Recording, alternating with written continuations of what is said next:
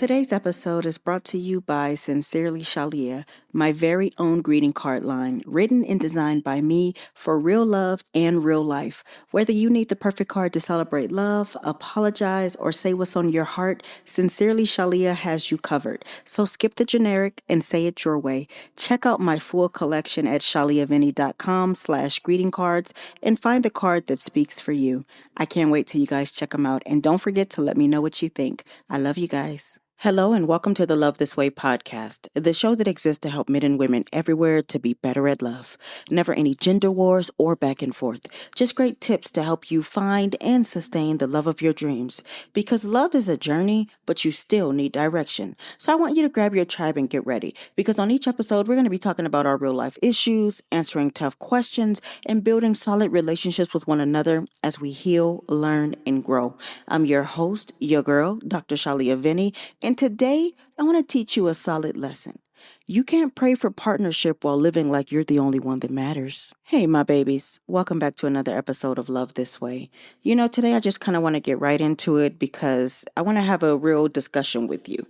Because I'm looking around and I'm seeing comments and, Lord, when is it my turn? I see what you do for others. And it seems like everybody's praying for partnership these days. God, when you going to send me my person? I'm ready. But can we be honest? Because how many of us are actually ready to love someone the way that they want to be loved and the way that we want to be loved? Because here's the truth. You can't pray for partnership while living like you're the only one that matters. You can't be begging God for something sacred, but you're living selfishly in the same breath. Partnership is not about being adored. It's about being accountable. And it's not about someone that revolves around you. It's about two people building something bigger than either of them alone. And the reason why so many relationships fail today is not because love doesn't exist. It's because service doesn't. Because at the end of the day, you want partnership without sacrifice. Let's just tell the truth, okay?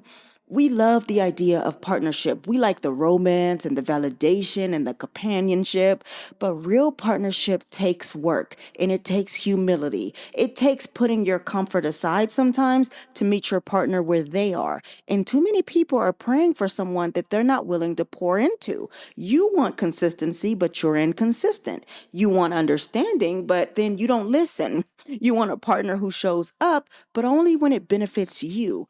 And here's where it gets really real. Selfishness is subtle, right? It's not always loud or obvious. Sometimes it might sound like, well, I don't like doing that, so I'm not going. Or that's not my thing, so you could just go by yourself. Or if it doesn't excite me, I'm not participating. But partnership requires participation even when it doesn't cater to your interest. It means showing up for your partner's world the same way that you want them to show up for yours. Because love that's one-sided in effort isn't love, it's entitlement.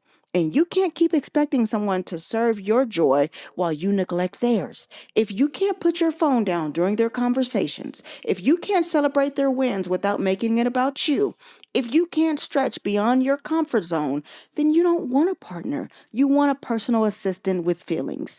God doesn't bless that kind of love. He blesses connection that requires growth, not convenience. Can I go deeper? Because yes, I said it.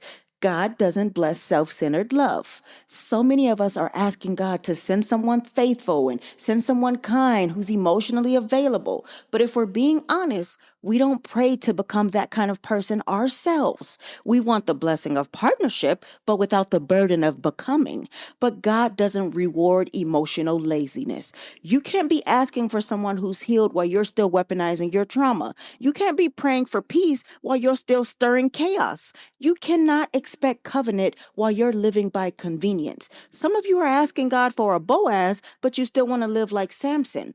Others are praying for a Proverbs 31 woman, but then you treat your women like concubines. Come on now, Jezebel, Miss Jezebel. You really want to sit here and act like you Proverbs 31 when look at your spirit? Like, come on. Partnership isn't divine because of attraction. It's divine because of alignment.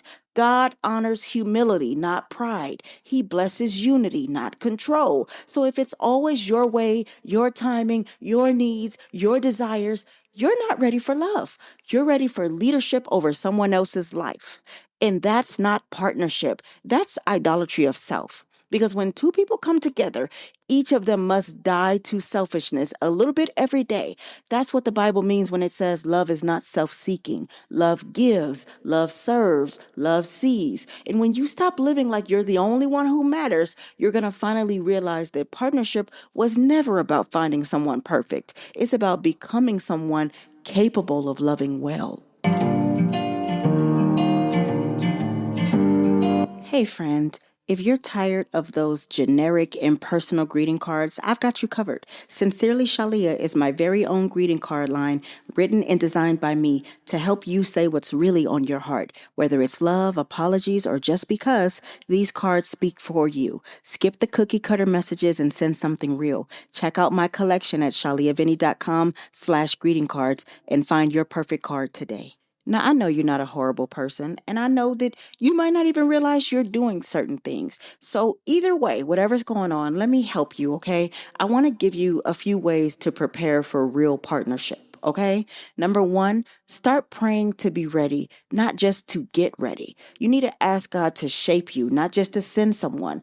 Pray for patience and humility and the ability to lead or follow with grace. Number two, I want you to learn how to love outside your preferences because love doesn't mean you're always like the same things. Go to that event that they care about, watch that movie that they enjoy, show interest when it's not your favorite because connection isn't built on convenience, it's built on consistency. Number three, this might ruffle little feathers, but this is the real deal, okay? You've got to practice mutual sacrifice. If everything has to be your way, you'll never build anything that lasts. Compromise doesn't mean losing yourself. It means expanding to make space for someone else. Number four, you've got to check your entitlement. Partnership isn't about what someone owes you. It's about what you offer freely without manipulation or keeping score. And last but not least, number five, I want you to do the work of building your character before you build a covenant. If your attitude, pride, or lack of accountability seems to keep sabotaging your relationships, then you've got to stop asking for new people and start looking for a new you.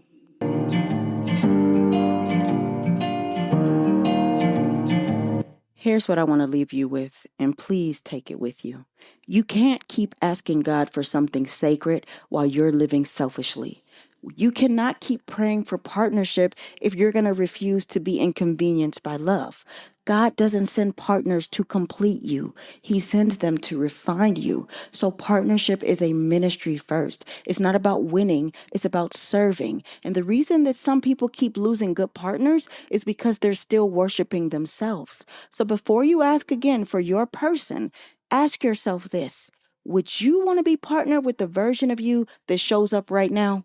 If the answer humbles you, that's a good thing because humility is the beginning of wholeness. The next level of love doesn't start with finding the right person. It starts with becoming one. And once you stop living like you're the only one who matters, that's when you'll finally attract someone who sees that the way you love is how God intended it to look: selfless, secure, and sanctified. Now, if you need more help, you can always go to shaliavinny.com and book a one-on-one session with me, and you and I will work this thing out together.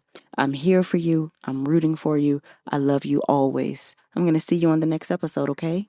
Today's show is brought to you by Sincerely Shalia, my greeting card line. Please rate the show on your favorite streaming platform, share it with one person who you think needs to hear it, and then ask them to do the same. Remember, good, better, best. Don't you ever let it rest. To your good is better, and your better is best. Until next time, your friend, motivator, and relationship strategist, Dr. Shalia. Bye.